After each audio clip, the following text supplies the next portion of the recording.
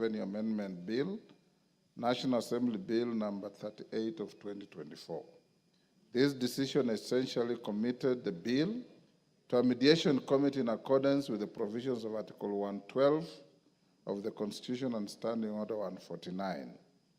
Honorable members, Article 113 of the Constitution requires that wherever a bill is referred to a mediation committee, the speakers of the Houses of Parliament shall appoint an equal number of members from both houses to attempt to develop a version of the bill for consideration by Houses of Parliament. In this regard, honorable members, having consulted with the leader of the majority party and the leader of the minority party, I have appointed the following members to represent the National Assembly in the Mediation Committee on the Division of Revenue Amendment Bill 2024. 1. Honorable Ndindi Nyoro, CBS MP. Honorable Mary Emase, MP. The Honorable Dr. John Chikati, MP. The Honorable David Ocheng, CBS MP. The Honorable David Kiplagat, MP. The Honorable Dr. Otienda Molo, Senior Counsel MP. The Honorable Fatuma Jeho, MP. The Honorable Dr. Makali Mule, MP. And the Honorable Dr. Ojambo Oundo, MP. Honorable members, the aforementioned members will await the appointment of senators to the mediation committee for the committee to be fully constituted for purposes of commencing the mediation process. Once I receive a message from the Senate to that effect, I'll convey the same to the House. Thereafter, the mediation committee will embark on an attempt to develop a version of the bill for consideration by the Houses of Parliament in accordance with Article 113 of the Constitution. The House is accordingly guided. Thank you. Yes, Honorable Bokose. Honorable Speaker, Article 149 of the Constitution provides that within 14 days after a vacancy in the office of the Deputy President arises, the President shall nominate a person to fill the vacancy, and the National Assembly shall vote on the nomination within 60 days after receiving it. Honorable Speaker, recently in passing the special motion for impeachment of the Deputy President, you guided us that we required at least 233 of us, being two-thirds of the members of this House, Order, Honorable Bokose. to pass this motion. And you jumping the gun? No, I'm just seeking your guidance, Honorable Speaker, Okay, whether we need the same threshold in this case. Okay, go on. So, Honorable Speaker, is the same voting threshold applicable in this case? I seek your guidance following your communication from the Senate. You are still jumping the gun. Okay. We have a communication from the Senate which requires no comment. Okay. When I give the next message, that is when you will be able to seek that clarification. Thank you. You are guided. Hold your horses. Next.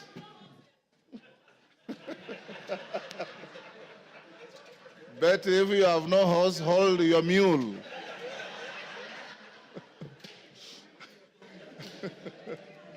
Hold your mule. Order number 3, messages. Order number 4, petitions.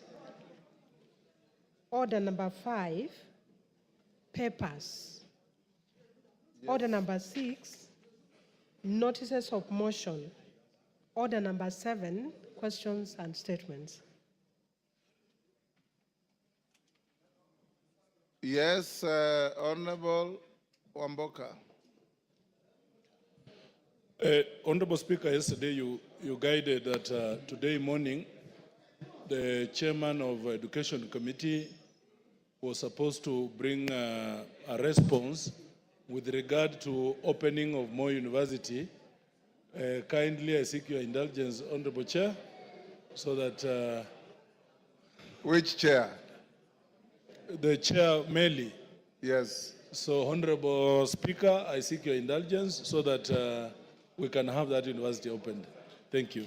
Honorable members, that 2 chairmen are directed to bring preliminary statements this morning. Honorable Meli on Moi University, and I think Raso, did I also direct you to bring something? Let's start with Meli. Thank you, Honorable Speaker. Honorable Speaker, I stand here to respond to your direction yesterday that indeed Moi University is in a crisis, and as I submitted the statement from Honorable Wamboka on the issue of the university. However, Mr. Speaker, I received a response which is very inadequate, and it could not address the issues that Honorable Wamboka and this House demanded from the Ministry of Education, and more importantly from the PS. And therefore, Honorable Speaker, it would not be good that I redirected again that all the salient issues that were raised in the statement be addressed, because it was such a generality that it could not address those particular issues. So I decided not to read that particular statement, and I took it back to the ministry. Thank you, Honorable Speaker.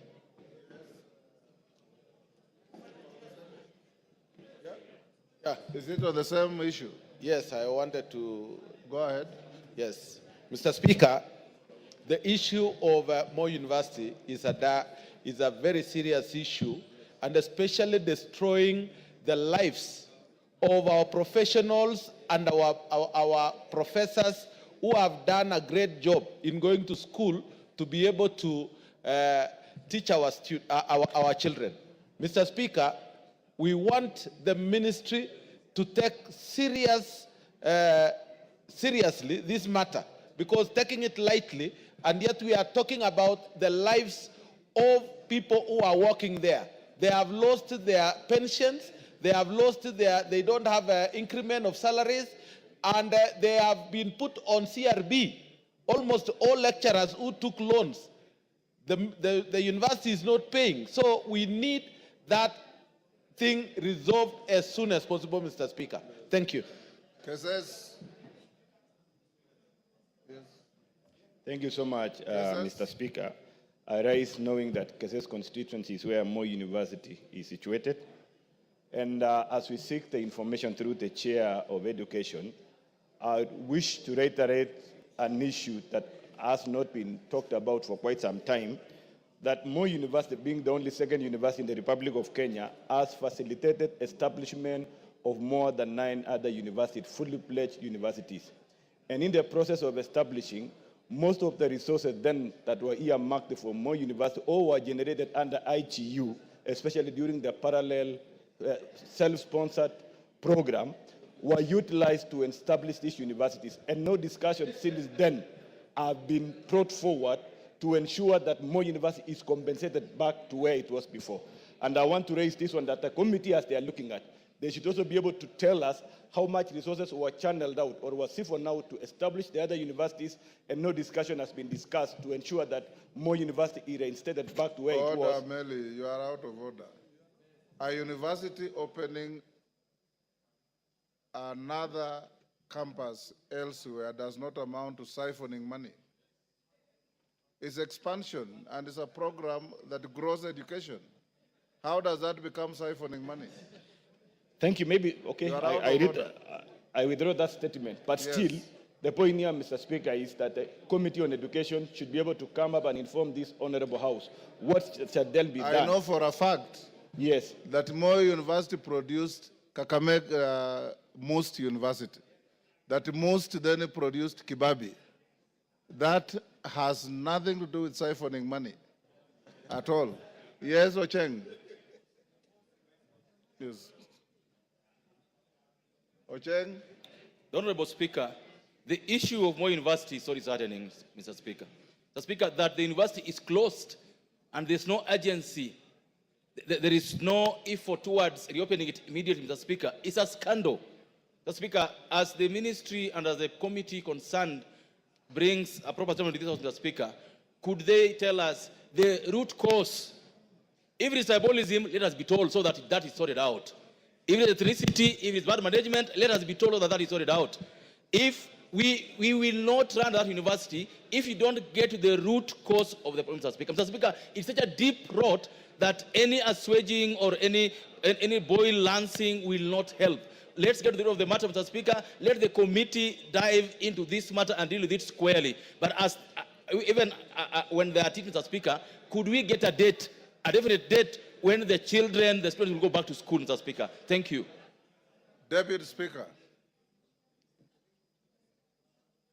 Thank you, Honorable Speaker, for allowing me to be able to speak on this point. The issue of Moi University is very simple and it's in public knowledge. Moi University was one university. Then what it did is it took loans and invested in building a satellite university, which is now Eldoret University. It also built Maseno. It also built another one in Karatina. It also and other places. So what happened is they put in their resources into those universities. Then unfortunately for them, those universities received charters and became independent and went with their money. And therefore they were left with no resources at all. Then what happened is that those universities, once they received their own charters, they decided to hire their own human resources and sent back all the employees back to Moi University. So Moi University now is left with human resource glut that is full over there. They also have debts that they are not able to pay. And so the only way to save Moi University is for the National Treasury to agree to put in resources, pay off the debts, and recapitate Moi University. Another challenge with Moi University is it has a capacity of 14,000 students. But at the moment, under the COOPS program, they only get 5,000 students. With 5,000 students, they are not capable of being able to run, even to break even. They need a minimum of 10,000 students to be able to receive sufficient resources to be able to run the university. So we need to just look at it pragmatically and decide that money has to be put into Moi University for it to come back on its feet. Thank you, Honorable Speaker. Is that Nabi? Nabi Nabwera? Thank you, Mr. Speaker. I have 4 points to make on Moi University. And I'm making this point as an alumni of Moi University. Point number one, yes, of Moi University. Point number one, Mr. Speaker, unless we address the governance issues in Moi University, we are lying to ourselves. The issue about Moi University is governance. Number two, Mr. Speaker, it is very disheartening that Moi University, with more than 3,000 hectares of land, which one of us in here has taken over and is stealing that land without paying Moi University. Truth be told. Number three, the assets of Moi University. Order, Nabi Nabwera. That general statement casts aspersions. Take your seat. Casts aspersions on the entire House. When you say one of us in this House, order, members. Order. Rindikiri, take your seat.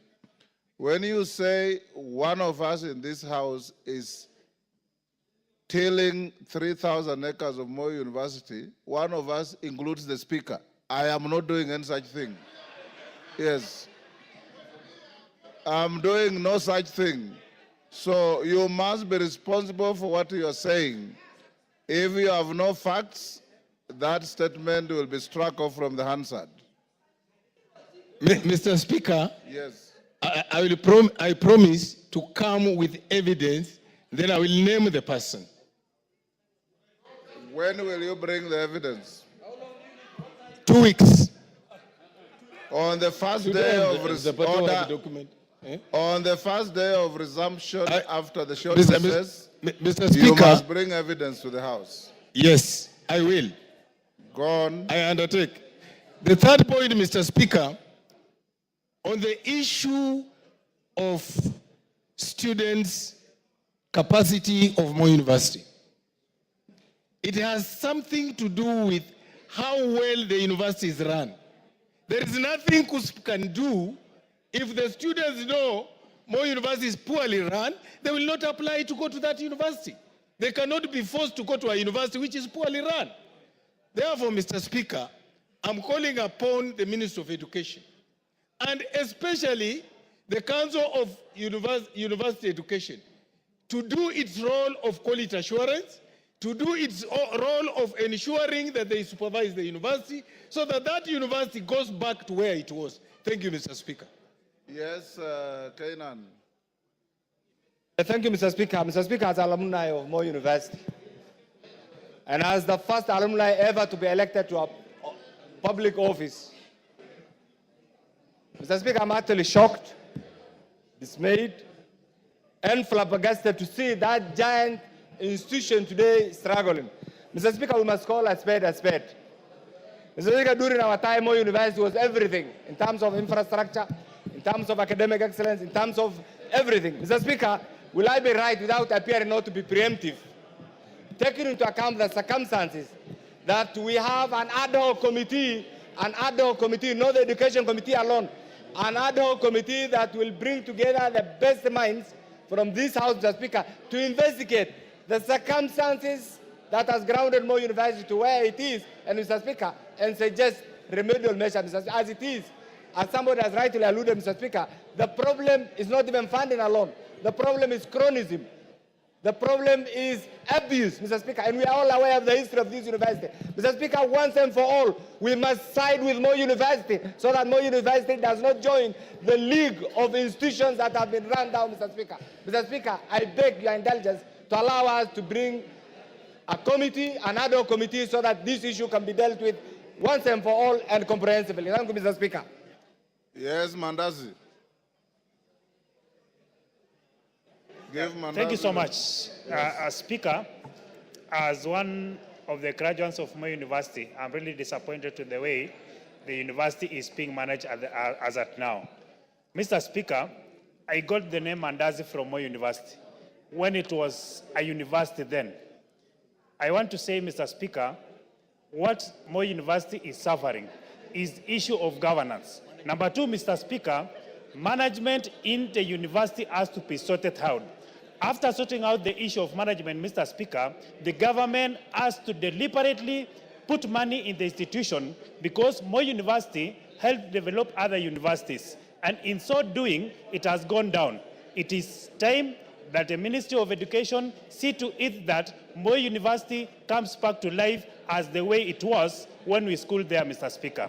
Otherwise, I want to support that Moi University is taken back to where it was when we schooled there, and that is where I got the name Mandazi, because I was selling Mandazi to other university students, including Majority Leader from the Senate, including the Honorable Cecilia Ngitit. That is where I got Mandazi, and then it was a school, it was a university, and students who graduated from Moi University, including myself, were respected then. Today, it is not a university like it was before. It is time that East House considers putting money into the same university so it can develop and be a university that was before. Thank you, Speaker. Honorable members, Chairman Meli, what you have attempted to say on Moi University is not only inadequate but unacceptable to the House.